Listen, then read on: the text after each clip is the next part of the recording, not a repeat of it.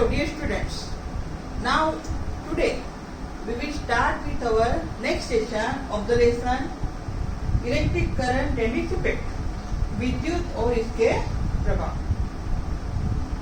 Today we will study about the heating effect of electric current. But first we have to remember what we have learned in the last session. In the last session we have learned about the symbols of electric component and how the cells are joined into the torch, okay, into the any electrical devices. We have seen the remote, how the cells are joined side by side. We have also seen the torch. But at that time I could not glow the torch. But now I had put the cell, another cell here. Now the torch is glowing. Okay. Now how I have put the cell? The one positive terminal of the one cell is put near the negative terminal of another cell. In this way, cells are joined and the torch is now glowing, giving the light. Okay. In the last session, the torch is not giving the light. Today I have changed the cells. Okay, but we will not waste more time to show you again. Okay. Today we will learn about the heating effect of electric current. म्हणजे उष्णता, म्हणजे electric current मुळे उष्णता पण निर्माण होऊ शकतं. विद्युत मुळे उष्णता निर्माण होऊ शकते. ते आपण बघणार आहे. Now, when an electric current is passes through,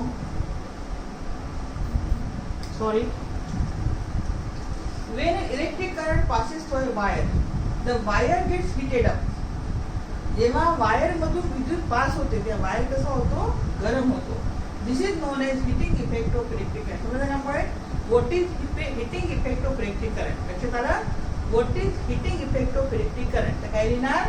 When electric current is passes through a wire, okay, it gets heated up, and this is known as the heating effect of electric current. The heat that is produced in the wire depends on the following factor. आता wire मधून electricity pass होई की wire गरम होतो, बरोबर आहे ना? Wire मधून इलेक्ट्रिसिटी पास झाली की वायर कसा होतो, गरम होतो. This is the electric wire. Pass झाली की इलेक्ट्रिसिटीच्या वायर कसा गरम होतो. It depends on the following factor. म्हणजे तो किती गरम होतो ते कशावर डिपेंड होतं, या फॅक्टरवर. The material of the wire. आता तुम्ही मटेरियल कोणता यूज केला आहे, ठीक आहे ना? The best conductor of heat is silver. लक्ष द्या, मी दाखवतो, आवश्यकता नाही तुम्हाला, ठीक आहे ना? No need to learn today, but in the higher classes you will learn which is the best conductor of heat and electricity is silver. Okay, and next is copper, next is gold. Electricity ते सगळ्यात चांगलं विद्युत सुवाहक कोण आहे, silver. लक्षात आलं? Material of the wire म्हणजे आपण इलेक्ट्रिसिटी मध्ये कोणतं मटेरियल उपयोगात आणलं आहे, ठीक आहे ना, त्याच्यावर डिपेंड करतं. In general silver is not used in electricity. सगळ्यांना माहिती आहे सिल्वर कसं आहे, महाग आहे. Silver is expensive. Therefore, it is not used in the production of electricity. Generally, what is used? It is a copper and aluminum. Gold is also very expensive. Therefore, in the electricity world, which wires are used? These are copper and aluminum. Copper and aluminum. Second लक्षात आला point. But which is the best conductor? Best conductor is silver. समजलं का ना? Material of wire. Now next, the length of wire. आताच आपण काय वाचलं, when electricity passes through wire it become hot. जास्त hot झालं तर काय होईल, melt होईल. If it becomes more and more hot it will melt. Therefore if the length of wire is more, it is good. It will be not melt immediately. It take a more time to melt. जे लांबी आहे ती जास्त आहे. It is resistant to the melting point. म्हणजे प्रतिकार करतं, म्हणजे ते गरम कमी होतं. समजलं का point? The thickness of wire. Wire जाड आहे ते पण चांगलं आहे. तुम्हाला माहिती आहे वायर तुमच्या घरी सगळ्या वस्तू आहेत. तुम्ही तुमच्या फ्रीजचं प्लग पहा, ठीक आहे ना? फ्रीजचं प्लग असं असेल, ठीक आहे ना? 3 पिनचं असेल, याच्यामधला वायर जाड असेल. तुमची इलेक्ट्रिसिटी लावली आहे, त्याच्यामधला वायर बघा, तो असा पतला असेल, ठीक आहे? तो कसा असेल, असा पतला आहे इलेक्ट्रिसिटीचा वायर. अशा प्रकारे तुम्ही लोकांनी वायर घरातले ऑब्झर्व करा. ओके, थिकनेस समजलं का पॉइंट? आता thickness, the heat it is producing wire depends on which factor. Wire मध्ये किती हीट प्रोड्यूस होते ते कशावर अवलंबून आहे. एक आहे कोणतं मटेरियल आहे ते, त्याची लांबी किती आहे, त्याची जाडी किती आहे. त्याचं मटेरियल, त्याची लांबी आणि त्याची जाडी याच्यावर डिपेंड करतं की ती वायर किती गरम होते. ते काय लक्षात तुम्हाला की नाही? On which factor the heat produce in wire depends. हे 3 लिहायचे. The material of wire, the length of wire and the thickness of wire. Next, what are the uses of heating effects of electric current. आता तुम्हाला असंही माहिती आहे, तुमच्या घरी पाणी कशावर गरम होतं सांगा पटकन. हीटर आहे ना घरी? कोणी कोणी आजकाल गॅसवर पण करतं, ठीक आहे ना? हीटर आहे. कपड्याला इस्त्री कशाने मारतं सांगा पटकन? आयरन आहे. आयरन बरोबर आहे ना? बघा हे सगळ्यांच्या घरी आहे प्रेस मारायला इस्त्री. हे याच्यामध्ये कोणती इफेक्ट आहे? Heating effect of electric current, ठीक आहे ना? आणि एक बल्ब आहे तो नंतर लागतो, ठीक आहे, शिकवताना. The heating effect of electric current is used in electrical appliances like electric heater, electric iron मी तुम्हाला आता दाखवले, electric room heater, immersion heater, electric kettle, हे डायरेक्ट येतात. त्याच्यापैकी काही वस्तू तुमच्याकडे असेलच, तुम्ही बघून घ्यायचं. इलेक्ट्रिसिटी लावलं, विद्युतचा ती वस्तू जोडली की गरम होते, त्याला आपण काय म्हणू? Heating effect of electric current. All these appearances have coil of fire cooling element. या सगळ्या वस्तू गरम का होतात लक्ष द्या. आणि याच्यामध्ये असं काय आहे की ते गरम होतं? प्रेस गरम होते की नाही? गरम की गरम होते. तर गरम का बरं होते? बिकॉज या सगळ्या वस्तूमध्ये काय आहे? Coil of fire. जे वायरचा कॉईल असतो, गुंडाळा असतो, ठीक आहे ना? आणि त्याला काय म्हणतात? Element. What is element? The coil of fire which is used in electrical appliances is known as element. समजलं काय ना? The coil of fire is called element. When electric current flows through the element, it becomes hot and gives out heat. जेव्हा ते coil मधून electricity pass होते की ते गरम होते आणि गरम झाले की ते त्याच्यामुळे करंट पास होतो आणि करंट पास झाले की ते गरम होते. समजलं काय ना? तुम्हाला काय माहिती आहे? जर मला आता प्रेसचा गरम करायचा आहे, मला प्रेस करायचे, मी काय करेन? याला इलेक्ट्रिसिटी लावेल. इलेक्ट्रिसिटीला लावल्यावर प्लग मध्ये टाकल्यावर मी काय करेल? इथे बघेल तर गरम होते. कारण की जेव्हा मी याला त्या सॉकेट मध्ये टाकेल, इथलं वायर आहे, याच्यामधून इलेक्ट्रिसिटी पास होईल. इलेक्ट्रिसिटी पास झाल्यावर याच्यामध्ये काय आहे? कॉईल आहे. ते कॉईल गरम होईल आणि ते कॉईल गरम झाल्यावर माझी प्रेस आहे ती गरम होईल. लक्षात का नाही? Heating effect of the press. Now next, depending upon the amount of heat required by such appearances, different types, size and length of wire are used in them. आपल्याला कोणत्या वस्तूमध्ये आपल्याला किती हीट पाहिजे त्याच्यावरून त्या वस्तूमध्ये तशा प्रकारची छोटी, मोठी, जाडी, पतली अशी कोईल आहे ती टाकावी लागते, ठीक आहे ना? कोईल आहे ती टाकून असते. Some wires can be break down or melts as they get heated. काही वायर ते मेल्ट होतात आणि तुटून जातात. ओके, नाव हे सगळ्यांना माहिती आहे, ठीक आहे ना? Production of light in bulb is due to heating effect of electric current. हा बल्ब सगळ्यांना माहिती आहे. ज्यांच्या घरी बल्ब आहे, बल्ब लावल्यावर थोडा राहू द्या, प्रयोग करायचा नाही, ठीक आहे? फक्त सांगत आहे, नो ऍक्टिव्हिटी. थोडा वेळ चुकून जर हात लावला किंवा पेरेंटला का हात लावून बघा तर तो बल्ब गरम होऊन जाणार. बल्ब कसा असेल? गरम होऊन जातो. आणि तुम्हाला सगळ्यांना पण माहिती आहे हा बल्ब कसा होतो? लावल्यावर गरम होतो. Okay, the filament of a bulb is a coiled wire that gets hot when electricity is passed through it. बल्बच्या मध्ये काय? फिलामेंट आहे, तंतू आहे, फ्यूज आहे, ठीक आहे ना? ते इलेक्ट्रिसिटी पास झाली की ते पहिले गरम होतो. This makes the filament glow and as a result light produces from the bulb. आता माझ्याकडे बल्ब आहे, ठीक आहे ना? हे बघा, याच्यामध्ये बघा मधात काय आहे? फिलामेंट आहे. याच्यामध्ये काय मधात काय आहे? फिलामेंट आहे. बघा, वायरचं बारीक गुंडाळ दिसते. सगळ्यांना माहिती आहे बल्ब फ्यूज झाला की तुटून जातो. जेव्हा आपण स्विच ऑन करतो किंवा हा फिलामेंट आहे तो पहिले रेड होत होतो. पहिले तो रेड होत होतो आणि मग बल्ब आहे तो लागतो. जरा फिलामेंट तुटून गेला की सर्किट इनकम्प्लीट होते आणि बल्ब आहे तो लागत नाही. बल्बला काढून फेकून देतो आणि दुसरा बल्ब आपण नवीन आणून लावतो. दिसतं काय ना? दिसतं फिलामेंट इकडचा. Yes, okay, it is made up of tungsten. तो फिलामेंट कशाचा बनलेला असतो? टंगस्टनचा बनलेला असतो. ठीक आहे, हा वायर जो तुम्हाला दाखवला. जेव्हा आपण स्विच ऑन करतो की हे फिलामेंट आहे तो गरम होतो, रेड होत होतो आणि मग बल्ब आहे तो लागतो. सगळ्यांना समजलं असेल The filament of bulb is a coiled wire. हे coiled wire आहे. तुम्हाला आता दाखवला. It is a coiled wire that get hot when electricity is passed through it. तो गरम होतो. Electricity switch on केली की तो गरम होतो. This makes the filament glow. As a result, light produced from the bulb. आता सगळ्यांना आता सांगितलं. फिलामेंट चुका तर काय होतो? बल्ब लागणार नाही. बरोबर आहे ना? इलेक्ट्रिसिटी सर्किट इनकम्प्लीट होईल. बल्ब लागणार नाही. वाचून घ्या. What happens when the filament of bulb breaks? आता हा फिलामेंट तुटून गेला. हा फिलामेंट काय झाला आता? तुटून गेला. When the filament of bulb breaks, the circuit of bulb become incomplete. जेव्हा सगळी वायर एकामेकांना जोडून आहे तरच सर्किट कम्प्लीट आहे. आता फिलामेंट पण काय आहे? कॉइल आहे. ठीक आहे ना? ते तुटून गेलं. इथे सर्किट कशी झाली? इनकम्प्लीट झाली. तुटून गेली. And the bulb does not glow as it does not receive any electricity.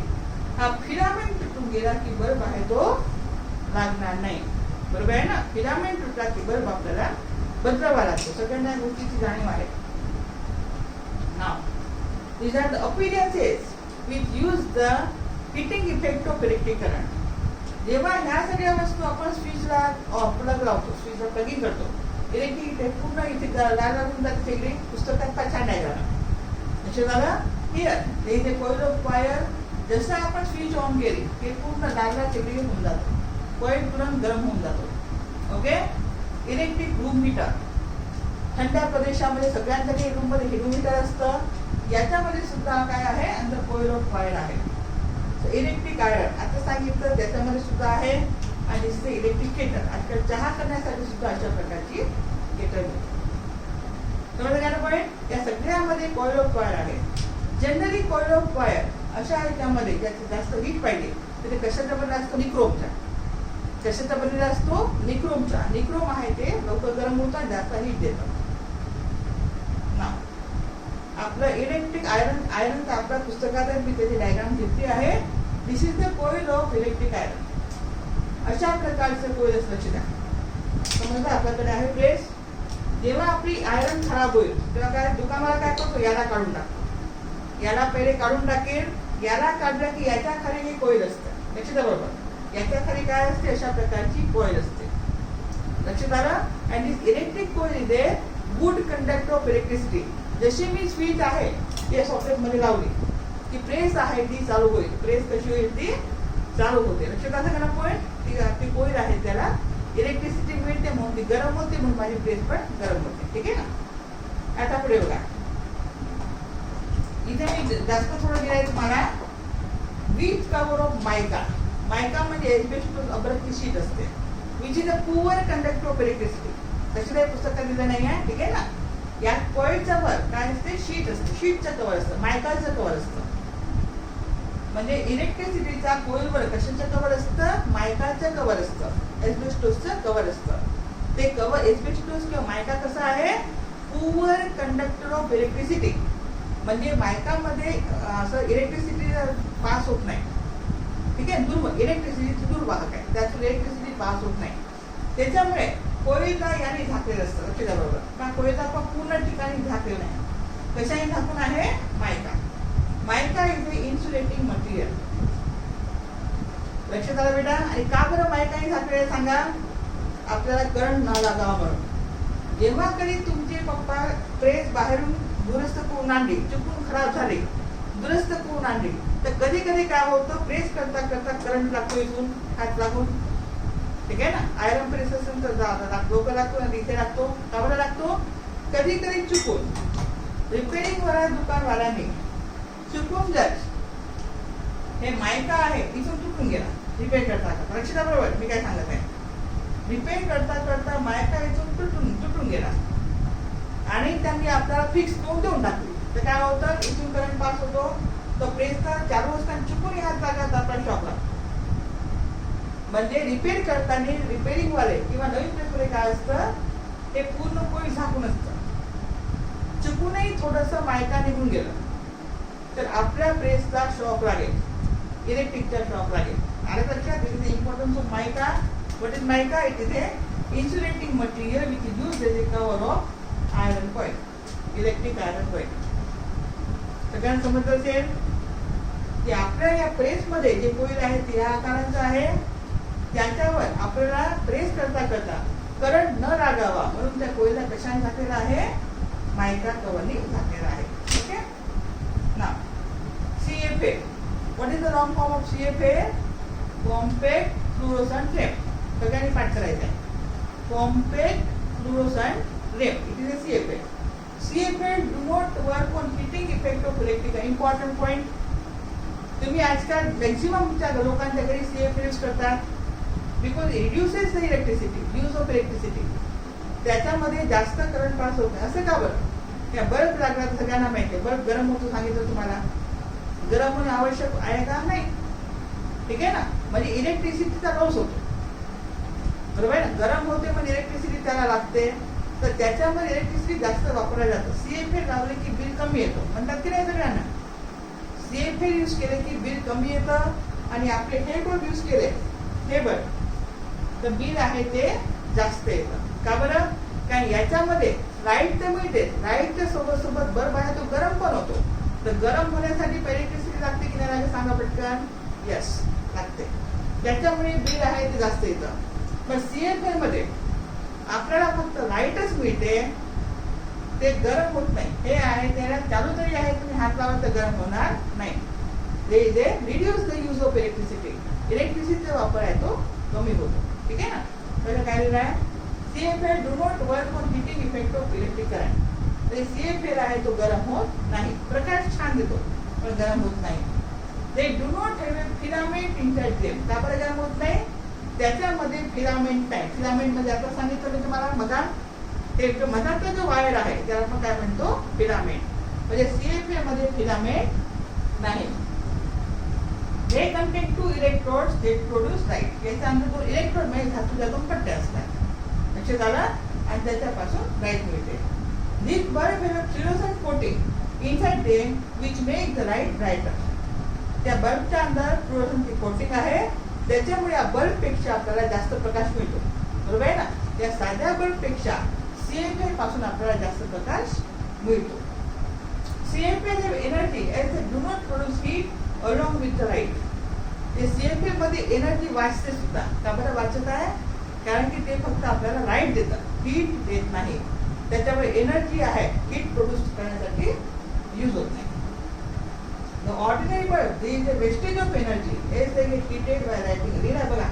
In ordinary bulbs, there is wastage of energy. Ordinary bulb मध्ये वेस्टेज ऑफ एनर्जी होते कारण की they get heated by lighting up. आपल्या उष्णतेचं काही काम आहे का? Bulb गरम होतो. जर आपण त्याचा उपयोग केला तर आपण म्हणू ते वेस्टेज नाही, आपण त्याचा उपयोग करत आहे. बल्ब बंद लागलेला आहे, लाईट तर देते पण गरम होते, तर ती एनर्जी कशी आहे? आपल्यासाठी वेस्ट आहे. म्हणून ते काय लिहिलं आहे? हे is wastage of energy as they get heated by lighting up. What is which there is good to use at home? It is a CFA. CFA use केले तर आपलं एनर्जी लाईटचं बिल पण कमी येतं आणि लाईट पण जास्त मिळते. का बरं मिळते तुम्ही शिकले आता. कारण याच्यामधून हीट निर्माण होत नाही. ते हीट निर्माण होण्यासाठी जी लाईटची आवश्यकता, जे इलेक्ट्रिसिटीची आवश्यकता आहे ती इथे वाचत आहे. पण याच्यामध्ये हीट निर्माण होते तर आपली एनर्जी याची जास्त सोडल्या जातं.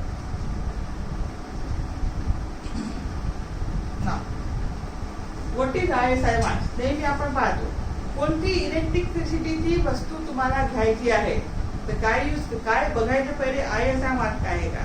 आजकाल तर ते फार चाललंय सगळं ब्रँडेड आहे का, ISI मार्क आहे का, हे आहे का, ते आहे का. ठीक आहे ना.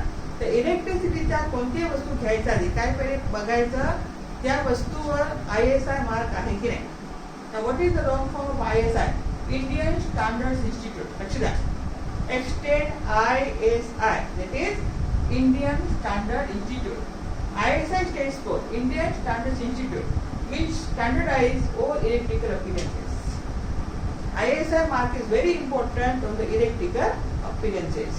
Hence, if any appliance does not have an ISI mark over it, it means that this appliance does not conform to the standard guidelines of ISI and hence it is not safe to use. आजकाल कोणीही बनवून टाकते इलेक्ट्रिकची वस्तू. बरोबर आहे ना. कोणीही बनवून टाकतात आजकाल, पण ते एकदम चांगल्या नसतात. ISI मार्क त्याला कन्फर्म देत नाही तोपर्यंत त्या वस्तू आपल्याला हे करायचं नसतं. On the other end if any appliance holds such a mark it means that it is safe to use. ISI mark आहे तर ते यूज करायचं सेफ आहे. It is quality product and it will not lead to wastage of electricity. ISI mark वाले वस्तू घेतला की आपण सेफ राहतो, त्याच्यामध्ये इलेक्ट्रिसिटीचा वेस्टेज होत नाही आणि आपणही सेफ राहतो, आपल्याला काही त्रास होत नाही. ते कधीही दुकानामध्ये इलेक्ट्रिसिटीचे वस्तू घ्यायला जाताना काय काय चेक करायचं आहे आपल्याला? ISI mark. You see how the ISI mark is. This is geyser. On this geyser पर पहा ISI मार्क आहे. ठीक आहे ना? अशा प्रकारे ISI मार्क आपण चेक करायचं आहे, नंतर वस्तूला आपल्याला घ्यायची आहे. थँक्यू बेटा. चांगलं व्यवस्थित एका पुस्तकात सगळं वाचून घेऊया. ठीक आहे ना?